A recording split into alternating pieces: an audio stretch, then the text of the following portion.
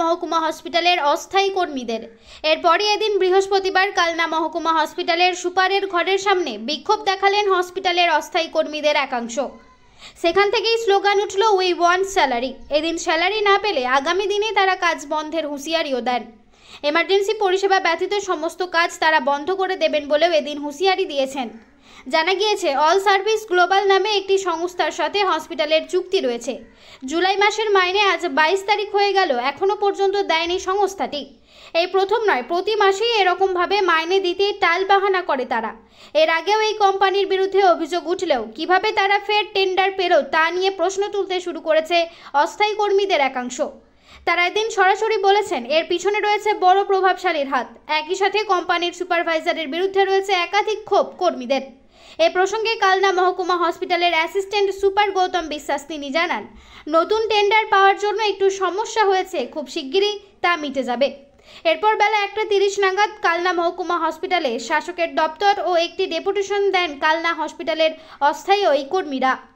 Report Syed Abu Jafar, MBS news. আপনাদের কি সমস্যার জন্য আজকে এই সুপার অফিসে বিক্ষোভ দেখাচ্ছেন? আমরা যতদিন ধরে কাজ করছি, এই কোম্পানি যতদিন ধরে এসছে, প্রত্যেক মাসে স্যালারি ইরেগুলার দেয়। আমাদের 8 থেকে 10-এর মধ্যে স্যালারি দিয়ে দেওয়ার কথা, কিন্তু প্রত্যেক মাসেই দেরি করে। 20 তারিখ, 22 তারিখ, 24 তারিখ এরকম হয়েছে। এই মাসে আমরা সঠিক টাইমে স্যালারি পাই না। আর দ্বিতীয় কথা, আজকে 4 বছর ধরে আমরা এখানে কাজ করছি, আমাদের স্যালারি বাড়বে বলেছে, কিন্তু কোনো স্যালারিও বাড়ে না। হ্যাঁ, কিচ্ছু হয় না। আমরা রাখলেও আমরা এমার্জেন্সিতে আমাদের স্টাফকে রেখেছি। আমরা লোকাল ছেলে, কালনার ছেলে, আমাদের হসপিটালে কোনো অসুবিধা হয় সেটা আমরা চাই না, কিন্তু আমরা এর প্রতিবাদে আজকে সাময়িক কর্মবিরতি রেখেছি। কি নাম আপনার? আমার নাম চন্দন মন্ডল। আজকে আপনারা এই সুপার অফিসে বিক্ষোভ দেখাচ্ছেন? মানে আমাদের স্যালারি দিচ্ছে না। আজকে প্রায় 2 মাসের কাছে হতে গেল। স্যারকে ফোন করছি, ফোন করে গত 2 দিন আগে ফোন ধরেছিল স্যার, দিয়ে বলছে যে তোমাদের মঙ্গলবারে মায়না পেয়ে যাবে। এরকমভাবে ঘুরিয়ে যাচ্ছে, প্রতি মাসে এরকমটা করছে। স্যারকে বললাম স্যার আমার মেয়ের খুব শরীর খারাপ, আমি 10 দিন ধরে ডিউটি আসতে পারছি না, মেয়ের ওষুধ কিনতে পারছি না, খাবার কিনতে পারছি না। স্যাররা কোনো কিছুই করছে না। আজ না কাল, কাল না পরশু করে এইভাবে আমাদের প্রত্যেক স্টাফকে ঘুরিয়ে যাচ্ছে। ঠিক আছে, মানে এরা কোনো কিছুতে আমাদের কোনো সুবিধা অসুবিধা, আমাদের যে ইনচার্জ তারা কোনো সময় আমাদের মানে কোনো কিছু দেখছে না। আমরা এত খাটনি করছি, এত কষ্ট করছি, মায়না বাড়াচ্ছে না। কোনো কিছু বললে স্যাররা ফোন রিসিভ করে না, বিশেষ করে অনিমেষা আছে বা সব পাচ্ছি না। কতদিন মাইনে পাননি? প্রায় 2 মাসের কাছাকাছি।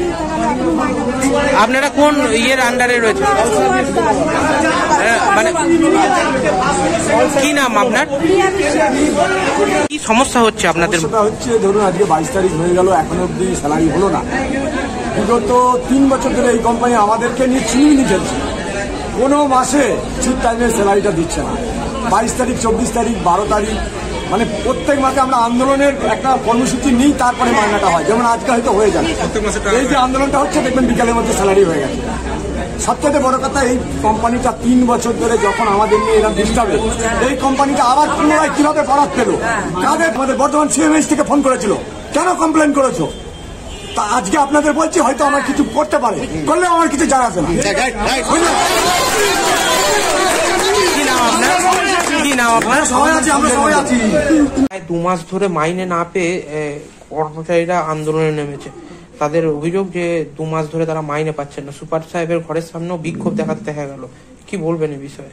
অ্যাকচুয়ালি যেটা ওরা বলেছে 2 মাস ধরে পাচ্ছে না, এটা নয়। গত মাসের ওরা স্যালারি ঠিকঠাক টাইমে পেয়েছে। এই মাসে কোম্পানিটা নতুন টেন্ডার পেয়েছে। সেই টেন্ডারের কারণে আমরা বারবার কোম্পানিকে বলেছি এবং স্বাস্থ্য ভবনকে জানিয়েছি, কনসার্ন অথরিটিকে।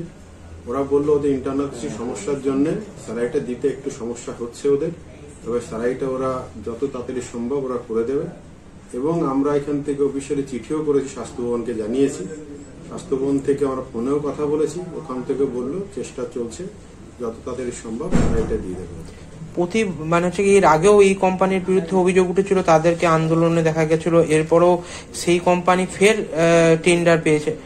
এটা নিয়ে ওরা একটা প্রভাবশালী তকমার কথা বলছে, যে হচ্ছে কিভাবে একটা কোম্পানি এর আগেও যেখানে তাদের বিরুদ্ধে অভিযোগ ছিল, আবার অভিযোগ, তারপরেও কেন তারা টেন্ডার পেল? অ্যাকচুয়ালি এটা অভিযোগ সবাই সবার নামে করতেই পারে। এটাতে ব্যাপার না, টেন্ডারটা হয় অনলাইনে এবং স্বাস্থ্য ভবন থেকে হয় টেন্ডার। আর অনলাইনে সবাই কোটেশন জমা করে, সেই প্রসিডিওর অনুযায়ী ওরাই পেয়েছে। এবার এখানে যে যার নামে আরো দিতেই পারে, কিন্তু এটা তো অরিজিনাল ঘটনা নয় যে প্রবাসীর ব্যাপার, যেটা একদম স্বচ্ছ ব্যাপার থাকে। অনলাইন টেন্ডার প্রসিডিওর থাকে, অল ওভার ইন্ডিয়া থেকে এরা পার্টিসিপেট করে। এবং এই কোম্পানি অলরেডি ওয়েস্ট বেঙ্গলেরও নয়, এদের হেড অফিস মুম্বাই, ওখান থেকেই ওরা পেয়েছে, মুম্বাই থেকে। এরকম বিভিন্ন টাইপের কোম্পানি আছে আমাদের হেলথ সেক্টরে, যারা বিভিন্ন জায়গা থেকে হয়। এখন টেন্ডার প্রসিডিওর টোটালটাই অনলাইন, এখানে কোন রকমের লোকাল টেন্ডার বা লোকাল কারু হওয়ার সম্ভাবনা নেই। আচ্ছা, এটা কি অল সার্ভিস গ্লোবালের কি, মানে আজকে যারা পায়নি তারা কি all service global? All service global মানে এফএমএস স্টাফ। কতজন স্টাফ রয়েছে এরকম? আমাদের এখানে রয়েছে ওদের 123 জন স্টাফ, সাথে সাইট ইনচার্জ এবং সুপারভাইজার সহ।